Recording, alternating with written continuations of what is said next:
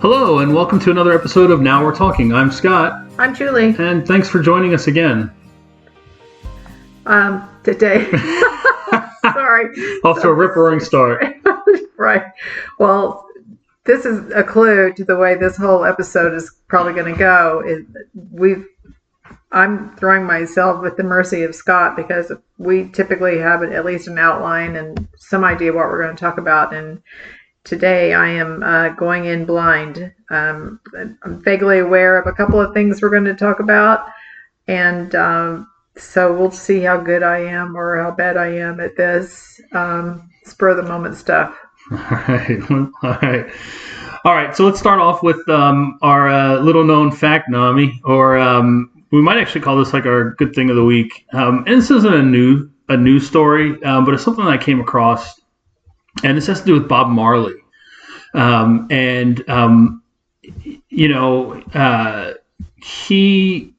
of the things that he did was, and they talked specifically about like the song "No Woman, No Cry," but he added this gentleman Vincent Ford as a credit as a songwriter for that, and I think like a couple other songs too.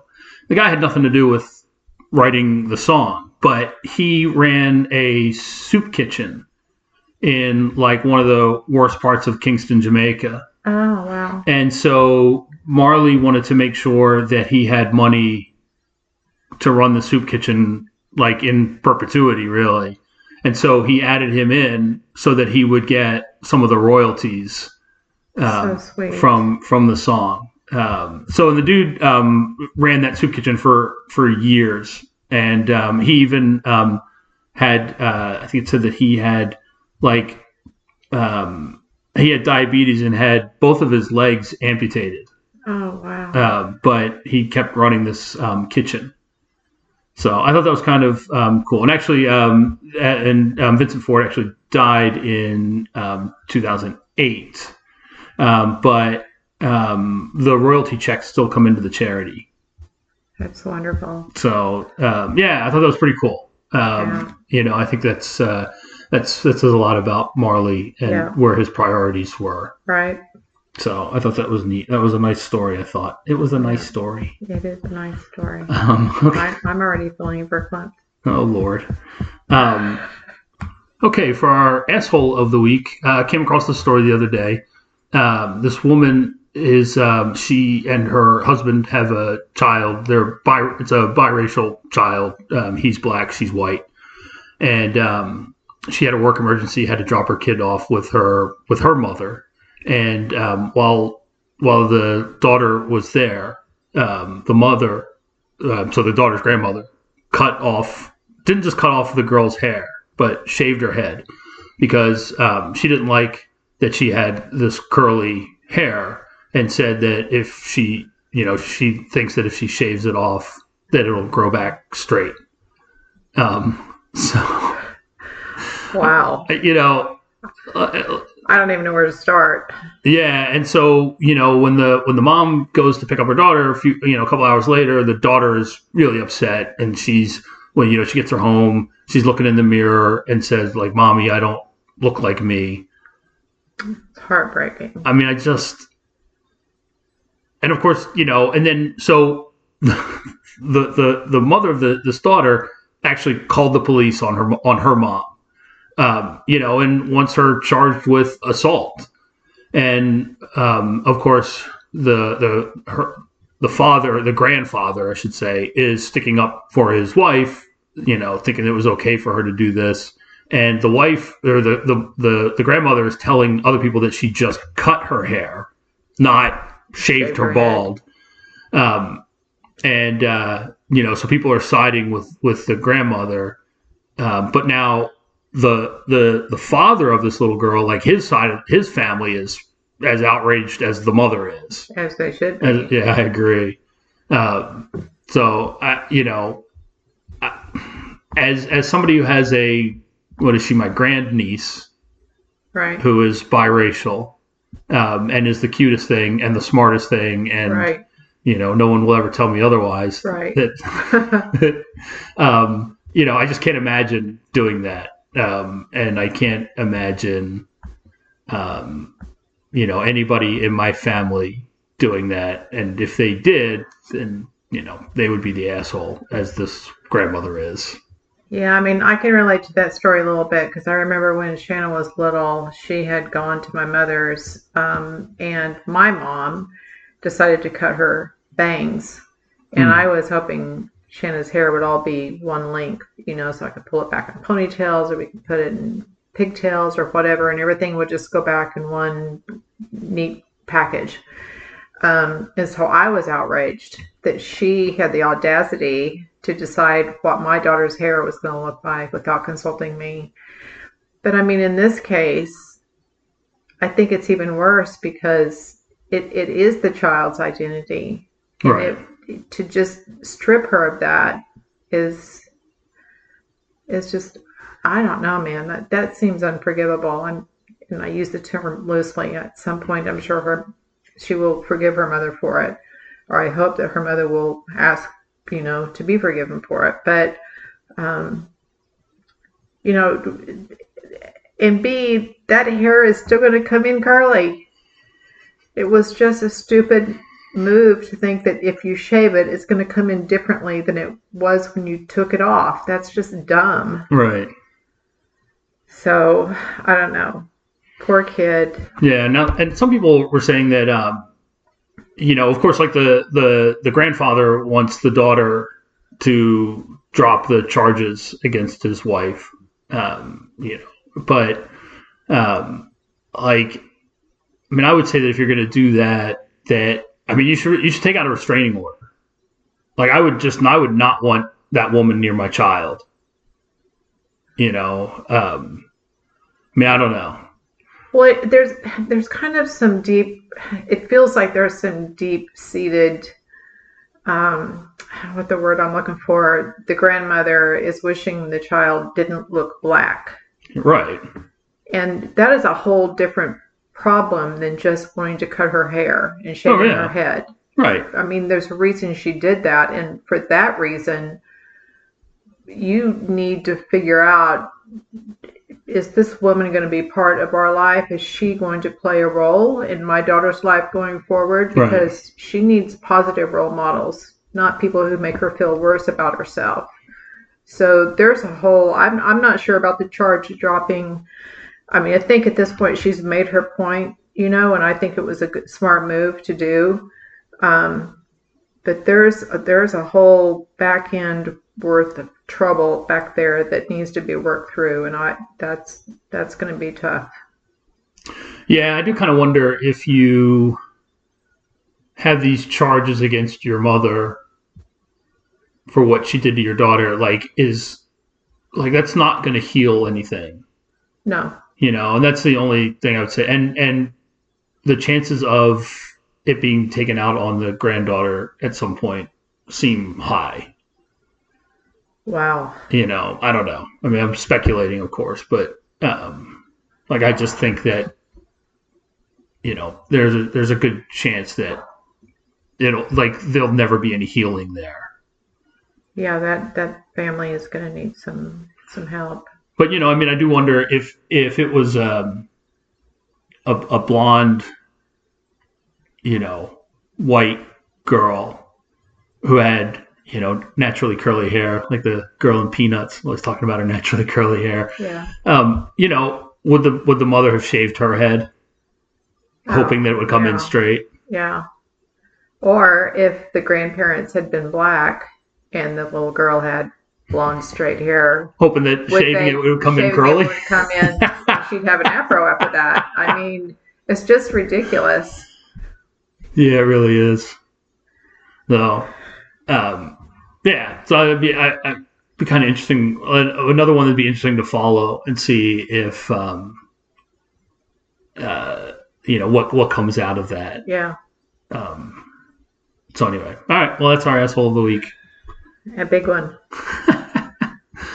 All right.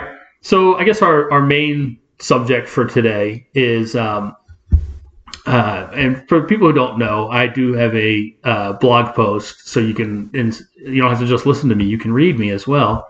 And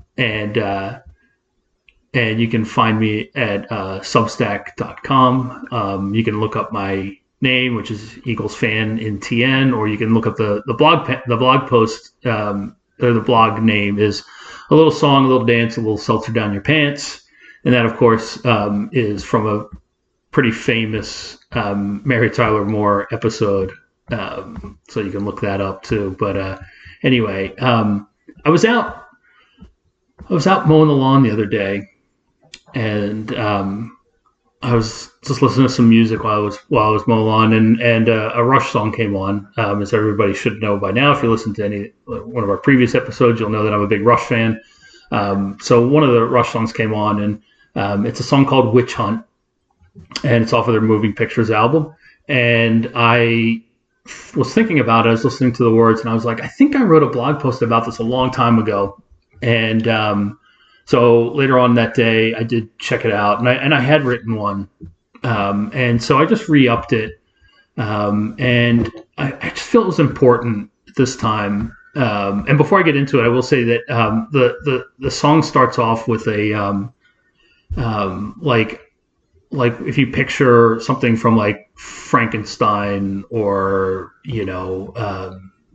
something where the villagers are angry, and they've got their pitchforks and they're all yelling and stuff, and it starts off that way. And back when I was in high school, and I was a DJ at our high school radio station, we had to make promos, and so I did one using that for Halloween.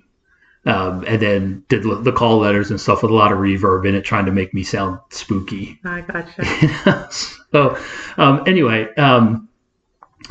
it was not very spooky. But so the song, to me, it originally came out in, I'm going to get the year wrong, and other, diehard Rush fans will kill me, but I think it was either 1981, maybe 1982.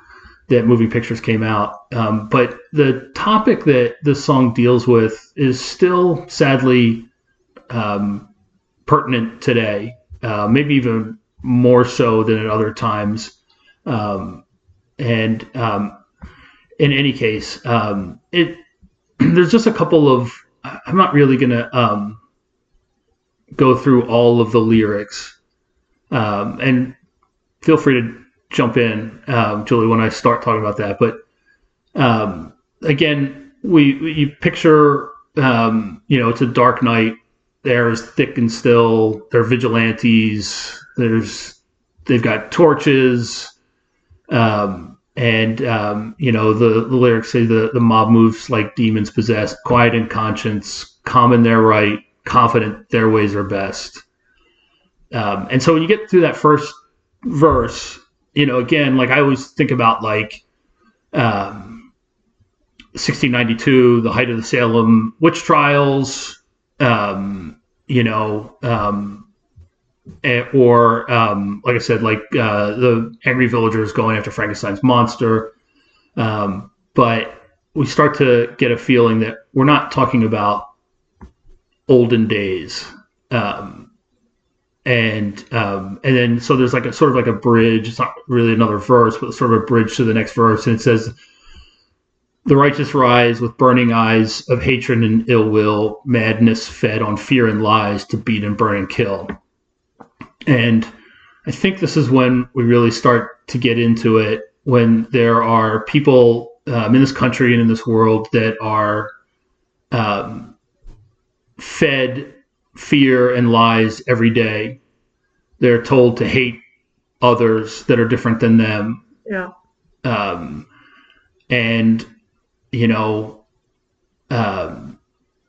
That there are these outlets, these platforms, whether they're financed by a former Australian in Rupert Murdoch, or as it turns out, by the Kremlin, that they use these platforms to stroke fear and hatred. Yeah. I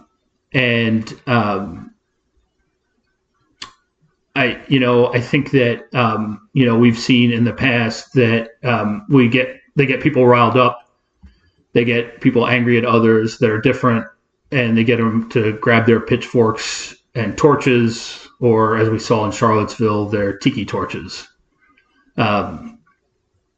So the song goes to the second verse, and this is really where I think Neil Peart, who wrote the lyrics, kind of hits his stride. He says, "They say there are strangers who threaten us, our immigrants and infidels.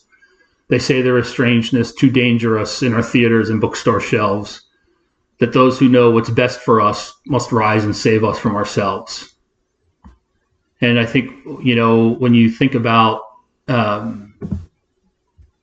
how immigrants are denigrated, are treated, are just treated as the others. The ironically lazy immigrants that are stealing everybody's job, which is something that I'll never really understand.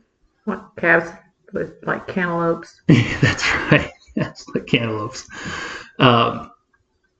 And of course, with the book bans that are going on in states across this country, which is another thing that I find ironic, when people that think that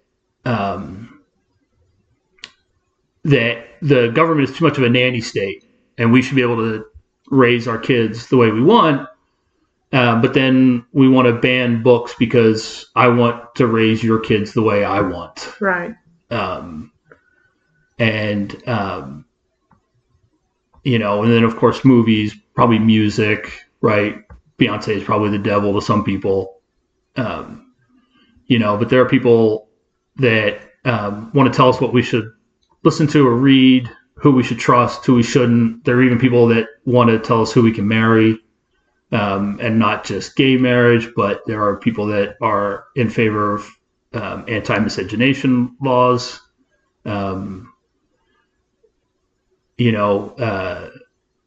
So I think that, they want people like Muslims, all Muslims, to denounce Islamic terrorism, but they don't say anything about a quote-unquote Christian white male who shoots up a synagogue, a church, a Las Vegas concert, because of course all Muslims are terrorists, but not all straight white males are. I should say that neither groups are responsible for what a small minority of its members do, but the hypocrisy to me seems stunning. Right.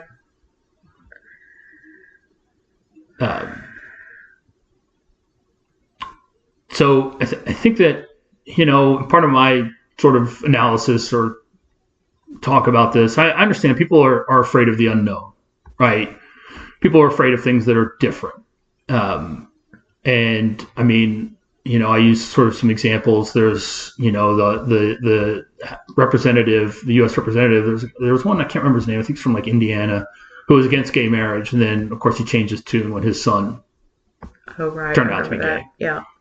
And people will say, I don't hate black people. How can I when I have a black friend? Yeah. It's not their friend that they're afraid of. It's the unknown black person. Right. It's the unknown Hispanic or Asian. Yeah. Not their neighbors. Their neighbors is one of the good ones. And I do feel like so much of the prejudice we see in the world is based on that fear, that ignorance, that, the unknown. And sort of as a side note or as addendum to that, this is one of the things that always gets me is like people say like, oh, you East Coast elites, you live in your bubble. Yeah. Right. Where like you live in New York City, you live in I don't understand how New York City is a bubble where you see people of every race, color, creed that live, they live cheek to jowl with each other. Or San Francisco. Right? I mean, San Francisco famously, places like Chinatown, in New York, you've got a Chinatown, you got a Little Italy. Yeah. You can get food any time of day in New York, or you get food from any culture, right? You can see, you see every religion. You can visit museums and libraries, can learn about cultures and lives that are different from yours. Yeah. Like that to me doesn't seem like the bubble. Like to me, the bubble is people whose towns, have a population of 456, and everybody looks like them, Right. and they're afraid. Yeah. They're afraid that that's going to change, and they don't want it to change. Right. And I mean, I've got, as John Mellencamp would say, I've got nothing against a small town. Right. I like small towns actually, but I understand that, that it's pretty homogenous. I'm going to see the same thing, so I think that's kind of silly for people to, and I think that one of the things that I think you can probably speak to, as much or more than me, is how your ideals have changed. Oh, for sure. How you've, and I think, right, you correct me, but that the more people that you've met, the more things that you've experienced. Right. I think it becomes harder to live in that bubble that you talk about when you get out in the world and you experience new things. You meet people from all walks of life, and all of a sudden you're not afraid. They're just like us. They love like us. They live like us. They take care of their kids like us. They want the best for their children like we do. I mean, there's the adage, we're more alike than we are different, is so true. And I think maybe the biggest piece of that was when we moved to Memphis from North Carolina, and the crowd around us, the friend group, was so diverse and just the most lovely people. It was the one thing about leaving Memphis that was kind of heartbreaking to me. I didn't love the city of Memphis myself, but the people there were phenomenal. Mm-hmm. And so knowing those people, learning to love those people, at some point you have to step back and think, what was I afraid of? Why did I think that they were a danger to me? They weren't. And I never, logically thought that. I mean, I don't think I went to bed at night worried about those people, but it's easier to live in that bubble if you don't know those people. And so I think it's true. Broadening your horizons makes a world of difference. I agree. And, I think I think about my sort of, the extended family on my side. Like I said, I've got a grandniece, which just makes me sound really old to have a grandniece. But anyway, who's biracial. Her father's black. I have I don't even know how I have a cousin whose kid, I don't know, did I make her a second cousin or cousin once removed, or I don't know how that works, who is transitioning. Right. I'm trying to think if I have anybody in my family who's actually gay or not. I don't think I do, but that's fine. I mean, obviously I have plenty of friends and, people that I've worked with in the past who are, and, so my very best friends are, right. Maybe my very best friend is. Yeah, absolutely. So, yeah, I know. So, crazy. Yeah. So, and then the song ends with this final sort of verse, and it just says, quick to judge, quick to anger, slow to understand, ignorance and prejudice and fear walk hand in hand. And I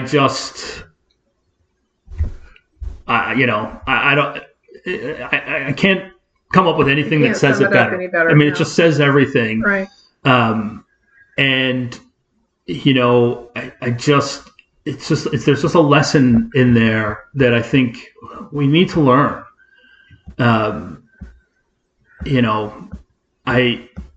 It's just one of the things about well, this is one of the things about the band in general that I love. Right? They have another song that I won't go into all the details, but this other song came out in the early '90s on their Counterparts album, and I'll be honest. I'm going to be completely honest right now. Just not coming out that way, but I was kind of homophobic in my earlier life. I think it's okay to admit that. I think one of the things, this kind of goes back to the more people you meet. Right. I was working in a restaurant outside Philadelphia, and one of the guys there was gay. Probably more than one, working at that point. That was my second restaurant. I'm sure others that I'd worked with were probably gay too, because it's pretty prevalent.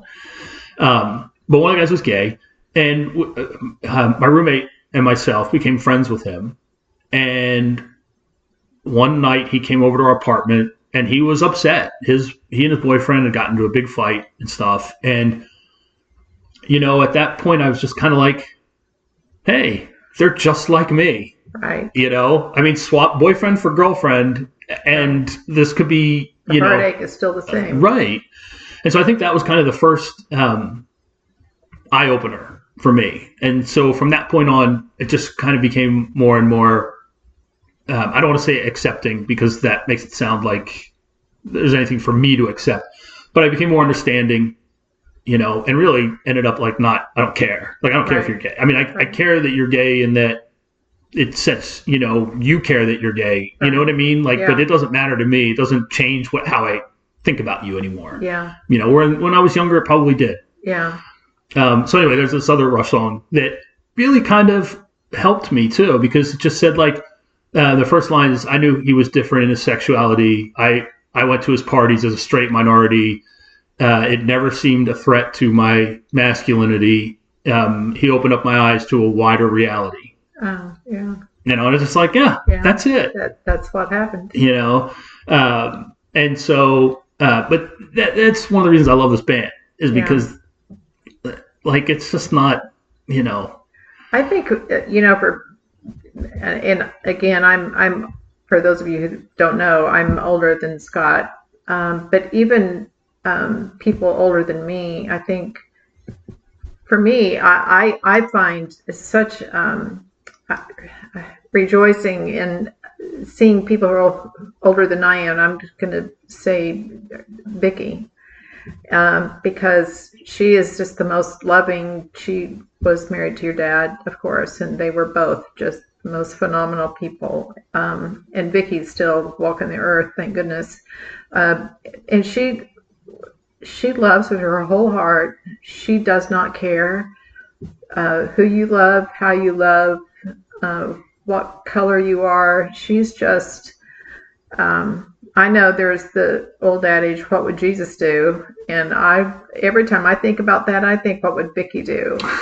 And I really do, because she has such a unique, and she's a social worker too. So she comes to the table with so much experience in helping people through travesties and hardships and drug use and child abuse, and just it goes on, and to have lived through that and worked through that for so many years, and be the kind of person she is today, is just testament that it doesn't matter how old you are, you can open your eyes and love people without hesitation. Yep. And so I'm thankful for people like Vicky. I agree. Yeah, you're right. You're absolutely right about her. With her whole heart, she just, she cares, and we should all try to be more like Vicky. That's right. I agree. All right. Moving on. Yeah, it's good, and I would encourage people to go find the blog post, though. You did cover it, I think, pretty well here, but there's something that sort of really rings true when you read the actual words. So I would just encourage people to go find it and read it. I'll put a link. Okay, cool. I will say, I've had blog posts in various formats over, I don't know, years and years. Years. Yeah. And I've always been nervous to really promote it. Yeah, I know you have. It's taken you some pushing for me to do it, and it's not because I don't like. I think I'm a pretty good writer. You are a good writer. But I don't know. Like I don't know. I'm afraid to put myself out there. Well, you can't be. But anyway, I will put a link to this specific post in our show notes, and I encourage people to read it, and you can comment. Keep it civil. Yeah. But you can comment, and you can read other of my posts there. And I've got another one that we'll talk about it on a later show. The one that's been in the works for months. Well, there's that one too. But I was thinking more about as we come up closer to November and voting in general. All right. Cool. So, okay, cool. Good. All right. Good talk. Yeah. All right. So, I don't really want to end the show on a down note, but we got to talk about it. Yeah, and I asked, permission to move this to the last topic. I knew this one was coming. And if you don't know me well by now, one of the things that you'll soon learn about me is I cry pretty easily. So I just don't want to be bawling through the rest of the podcast. So we're going to move this one to the end, and I'm going to try to hang in there. Oh, you want me to start off? Okay. Well, so if you haven't heard, the news just came down, I guess, a couple of hours ago that the great actor James Earl Jones passed away. I'll just say, for me, and we can talk about some of the stuff that he's been in and everything, but for me, he's Darth Vader. Yeah. Yes, he's, like I said, we'll talk about some of the other stuff, but I just want to. Star Wars came out in 1976. I was 8 years old. I loved that movie. I saw it once in the original run, and then there was a movie theater. It was the closest movie theater to our house at the time. It was still pretty far away, but it was like a second run theater, and all the movies were $1. I probably saw it like 3 or 4 more times. As an 8-year-old. So that means my parents had to go, so they probably weren't happy. But, that's just when I think of... That's what you think of. Obviously there are other tons. But that's the first thing that comes to my mind is the voice of Darth Vader. And the first thing I think of is Lion King. Yeah, of course. Yeah. It's because his voice is so unique. Yeah. And whether you heard him speaking the lines of Darth Vader, obviously he wasn't the person in the suit, but he was the voice. Right. The voice of Mufasa. Yeah. The voice of CNN. Right. His voice was just so iconic. Unique. There'll never be another one like him. Just the tone of it, the gravitas that it had. Just a hit in his list of accolades just goes on and on. The Emmys, the Grammys, I think he was he an EGOT? I don't know, because he was on Broadway. I don't know if he got a Grammy. Did he? Would he have gotten a Grammy? He did get a Grammy. Did he really? I think. I don't know. But whether he was technically EGOT winner or not, he should have been. And I think, the world lost a real star today. He did. You're right. He had an EGOT. Good. I wonder if his Emmy or his Grammy was for like some spoken word thing. Anyway. His like you said, his accolades are numerous, and I'll just say that aside from Darth Vader, right? I think of, like you said, Mufasa. Yeah. I think of Field of Dreams. Right. And I think of, I love this movie. I think of Coming to America. Oh, yeah, I know you love that. I mean, just yeah, it is good. He's so good, and that's the thing about his range, right? Is he could play like anything. Yeah. I mean, he could play, because obviously Coming to America, like, he plays a somewhat comedic role. I mean, he plays a king. He plays the Lion King. He plays a king. He's but he, I mean, he's just had that ability, right? To play like anything. I mean, he's just, I don't know, man. This is one of those deaths that, like, kind of hits you hard. Yeah. I mean, famous people die all the time. But this is one that, for people our age, I mean, he's just a huge presence in screen and stage, and so he will be sorely missed. For sure. But fortunately, we have all of his works. We could have like a weekend where we just watch James Earl Jones. And I'm movies. So down for that. Because, when I look back through all the things, I don't know that I ever saw The Sandlot. That's right. That's right. He played the cranky neighbor. Yeah. So. Oh yeah, it's great. That's a great movie. So we need to watch that. Yeah, we should definitely watch that. That's an excellent movie. And I'm always up for Field of Dreams again. Yeah. Yeah, definitely. Yeah, that's right. I forgot that he was in Sandlot. That is a really good movie. All right. So. It's a date then. All right. Cool. Now we know what we're doing next weekend. Okay. Well, rest in peace, Mr. Jones. Yeah, man. All right. All right, I guess we're done then. As always, we thank you for your time. We know that you can be doing 28 other things instead of listening to us, but we really appreciate that you've taken the time to listen. And with that, I will let Scott say so long. All right. As always, ask you to please rate, review, subscribe, wherever you get your podcasts, so that others can join in the fun. And we will see you next week. Music today is by London Bailey.